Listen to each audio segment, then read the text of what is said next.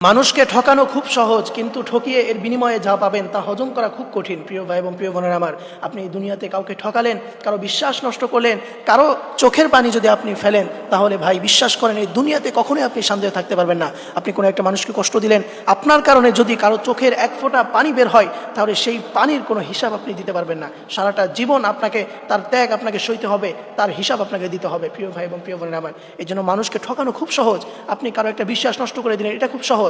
কাউকে আপনি কাঁদালেন, এটা খুব সহজ, কিন্তু এর বিনিময়ে আপনি যা পাবেন তা আপনি কখনো হজম করতে পারবেন না, সেটা খুব কঠিন।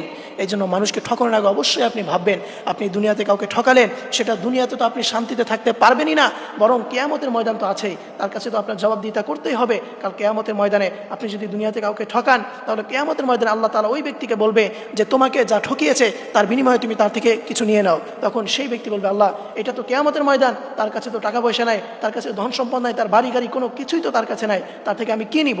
তখন আল্লাহ তাআলা বলবে যে এই সকল বিনিময়ে তুমি তার থেকে তার আমলগুলো তাকে নিয়ে নাও। প্রিয় ভাই, প্রিয় বোনেরা, ওই সময় আপনি কি করবেন? আপনার এমনিতে আমল নাই, অল্প কিছু আমল, এরপরও যদি সেটা আরেকজনকে দিয়ে দেওয়া হয়, তাহলে আপনি কিভাবে জান্নাতে যাবেন?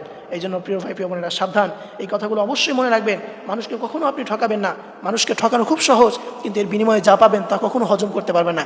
দুনিয়াতে তো পারবেনই না, সারা জীবন অশান্তিতে থাকবেন, এবং কিয়ামতের ময়দান তো আছেই। সেখানে আপনি দুনিয়াতে কাউকে 1 টাকা ঠকালেন, দেখবেন কিয়ামতের ময়দানে এই দ্বিগুণ সওয়াব, 70 গুণ সওয়াব আল্লাহ তাআলা আপনার আমলনামায় থেকে তার আমলনামায় দিয়ে দেওয়া হবে। এই জন্য প্রিয় ভাই, প্রিয় বোনেরা, সাবধান, মানুষকে কখনো ঠকাবেন না। আল্লাহ তাআলা আমাদের সকলকে এই বিষয়টি বুঝে আমল করার তৌফিক দান করুক। সকলেই পড়ি আমিন।